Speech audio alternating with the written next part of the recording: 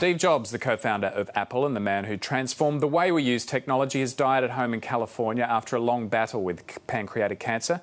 He was considered the main reason for Apple's success, the visionary behind those must-have products that gave the company market dominance and cult status. The iPod, the iPhone and iPad were all created under his leadership, and everyone from Barack Obama to fellow innovators Bill Gates and Mark Zuckerberg have been paying tribute today, along with the consumers who loved the products that he created. Really kind of sad, actually. I think he's been an incredible innovator in the area that he works, and it's it's a big loss, really. An incredible businessman. He touched our lives in so many ways. I think a lot of people from my generation, the iPod was a huge deal. It's just like I don't know, he's just an icon, not just an American icon, but a world icon. So we're really sad. Yeah, we've just taken a photo of those flowers over there, and we're amazed that, people have come today and dropped them off here in Sydney. Well, Stilgherrian is a technology commentator and consultant who's a regular contributor to the Drum website, and he joins us now to talk about Steve Jobs and his legacy. And also we're featuring your tweets too on this subject. Stilgherrian, welcome. Good evening, Steve. He was a rare individual in the sense that he was a CEO with cult status, that he was loved. I mean, it was. This cult status, this cult of personality that Steve Jobs had around him was something that certainly got up the nose of some of his detractors and people who chose not to use Apple products. But it really did happen. There was something very different about products that he was the visionary behind. The iPod we heard on the piece there. I mean, it wasn't the first MP3 music player. It wasn't even the second one. But as soon as the iPod came out and it was marketed with Steve Jobs, methodology, suddenly it was the must-have item. And I even know, like, a guy who so wanted the early iPod, he worked as a rent boy for a little while to save up the money. Oh, jeez. Well, that's going to extraordinary lengths. There's a great thing I'd encourage people to go and look at on YouTube, which is Steve Jobs in 2005 giving a graduation speech. And one of the things he talks about is how he came from a working class background. He dropped out of college after 6 months because he felt very guilty that his parents, who'd worked all their lives on low-paying jobs, were paying these tuition fees. And so he dropped out and then started sneakily going into college classes that were for free because he didn't have to pay for them because he wasn't signed up anymore. And one of the things he went and did was the calligraphy course.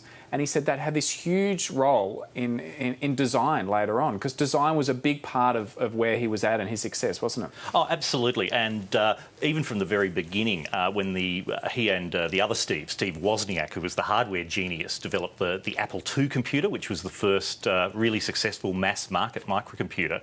I mean, the Woz was behind all of the technology in it.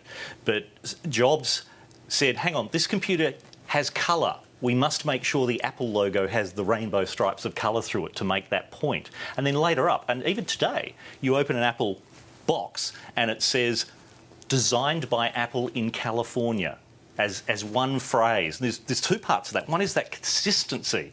This is what you're getting. You're getting an Apple product.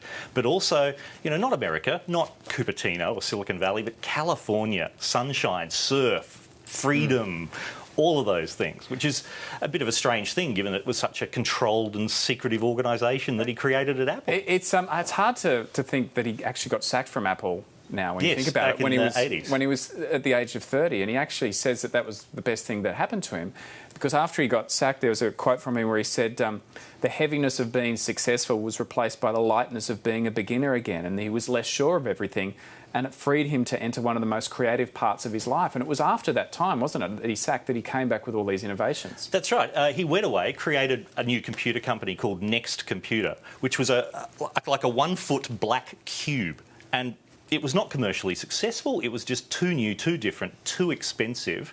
Coincidentally, Tim Berners-Lee had one when he created the World Wide Web, and the first website ran on one of these little black cubes. But, Apple called him back in their hour of need because they were within a few weeks of becoming bankrupt. And Jobs turned it around and took all of the technology that he developed and turned that into the new version of the Mac operating system. And that same period of when he was sacked too, he created Pixar, the animation studio. Yes. As well. Saw that was the future of making films. And even today, even until yesterday, he was one of the biggest investors in Warner Brothers, Walt Disney. Right. Shareholders. But he wasn't the guy writing the code, was he? That wasn't his kind of role. It was a different role. No, he seemed to look at what was happening around in the world and to understand how that would fit into his vision of making the computer something that was accessible to everyone, not just technical people. And this drove him from the very beginning. The Mac computer and its graphic interface, which we now take, for example, because, as normal, because Microsoft's Windows is much the same thing. You know, Windows on the screen, a menu across the top, a mouse to manipulate it all with.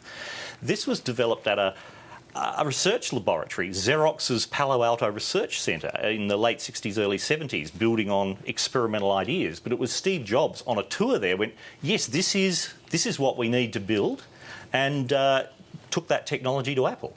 There's a great story about him too. As a 12-year-old, he was doing a school project and he rang up the head of Hewlett-Packard at the time and asked him for some free computer chips. He seemed to have that chutzpah from a very young age. What made him different from his peers in Silicon Valley?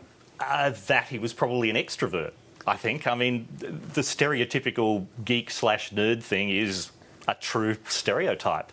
But he was the one who was out there talking to people, wanting to go for the deal, and having the personal, I don't know, self-confidence to just know that he was right and everyone else was wrong and things were going to be done his way. Because a lot of those guys were doing stuff in garages, weren't they? And he kind of pulled them out of their parents' garages and got them up into businesses. That's right, because, I mean, Apple Computer started in a garage as well, the two Steves.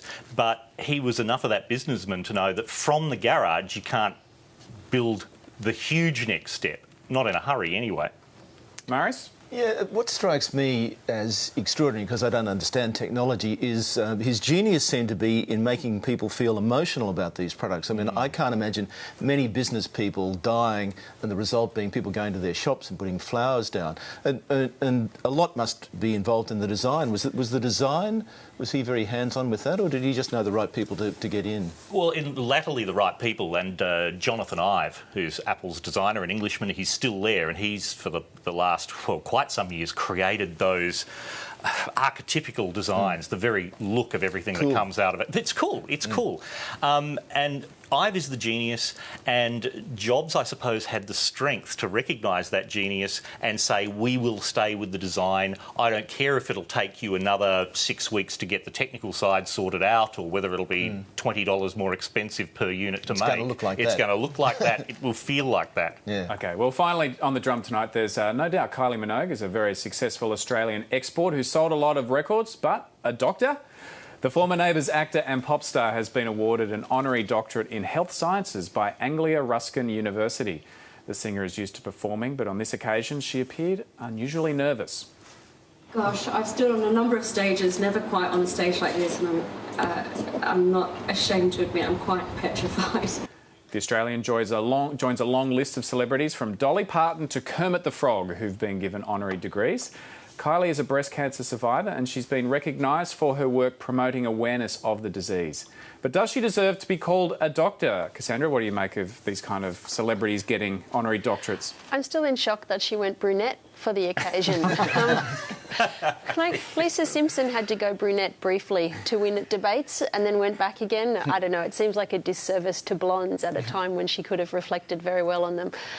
Who cares? You know, she's great and it's another honour for her and she's gorgeous, so good luck to her. Julian, are these just becoming marketing exercises, these honorary doctorates? Is that what they're for? I think to some degree they are for the university and also for the cause that she's championed, which is breast cancer. I've got no problem with universities determining who they want to give honorary doctorates to.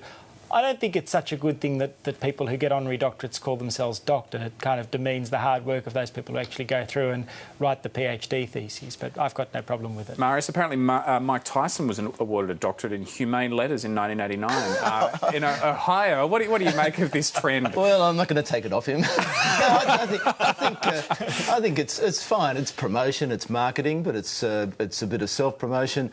It's a good cause. She's pretty talented. Why not call her doctor? Stilgherrian, quick one from you. I'm going to go old school. I don't even like physicians calling themselves doctors. I mean, what research have they done? Thanks for that. That's all for The Drum for today. Thanks very much to the panel, Cassandra Wilkinson, Julian Lisa and Marius Benson, and also our guests there talking about Steve Jobs, Stilgherrian. You can check out the website at abc.net.au/The Drum, and we'll have our sports drum on tomorrow. See you later.